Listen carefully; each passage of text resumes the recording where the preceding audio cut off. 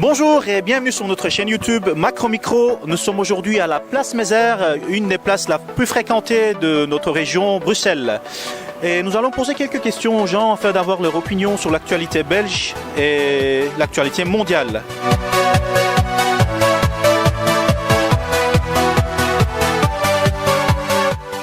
Dag allemaal, vandaag staan we op de Meizerplein en welkom op onze Macro Micro YouTube channel.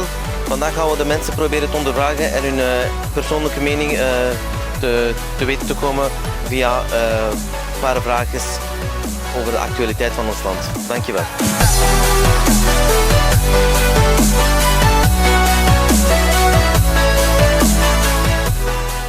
Si je vous dis les élections de Trump qui a gagné en Amérique, vous en pensez quoi? Ben moi je suis pas pour, en plus après Obama c'est juste un gros retour en arrière pour moi.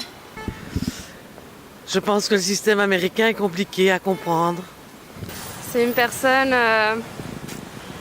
qui ne respecte pas toutes les libertés, en tout cas pas la liberté d'opinion, et qui ne respecte pas vraiment les femmes, je trouve, ni les personnes qui sont différentes à lui en fait. Je pense pas que ce soit une bonne cause pour nous, simplement parce que même s'il se fait passer pour un antisystème, ça reste un énième milliardaire qui n'est pas plus moral que n'importe quel autre milliardaire, je pense.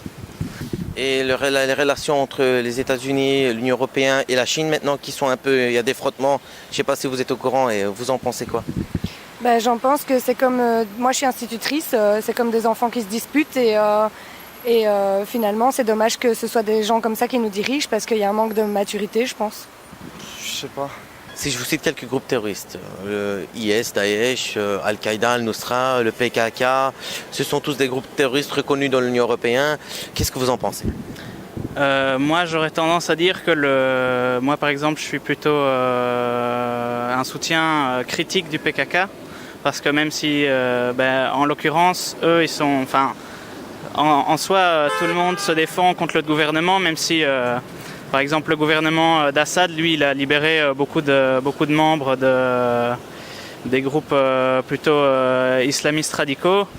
Et par exemple, le PKK, ils sont pris un peu entre le marteau d'Assad, des forces russes, etc., et l'enclume des forces turques.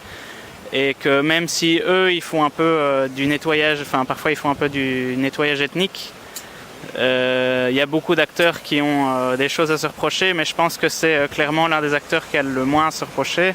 Et j'aurais tendance à dire que le PKK devrait retirer cette organisation, l'Union européenne devrait retirer le PKK des organisations terroristes, parce que c'est avant tout une résistance contre un gouvernement autoritaire qui a massacré des milliers, des centaines de milliers de gens. On est à 500 000 là, je crois.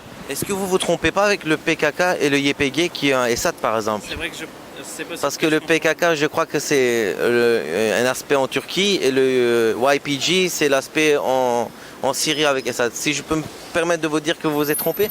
Oui, c'est possible que je me trompe. Je les confonds souvent. Le PKK, est-ce que vous connaissez, vous avez déjà entendu parler de ça? Oui, bien sûr. Et pour vous, est-ce que c'est un groupe terroriste comme le Daesh?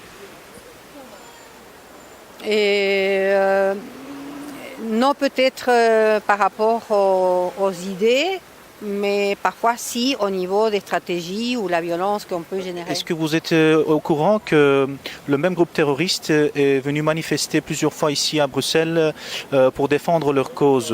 Est-ce que vous étiez au courant de ça? Oui, bien sûr. Est-ce que vous êtes pour ce genre d'action? Mais les gens peuvent défendre, sortir dans la rue, défendre des positions et des idées et des revendications qui peuvent être justes. Mais par exemple, demain, le Daesh faisait une manifestation ici en défendant leur cause, alors qu'on sait qu'ils ont revendiqué plusieurs attentats, ils ont au fait... Oui, je ne serais pas d'accord, je ne vais pas empêcher.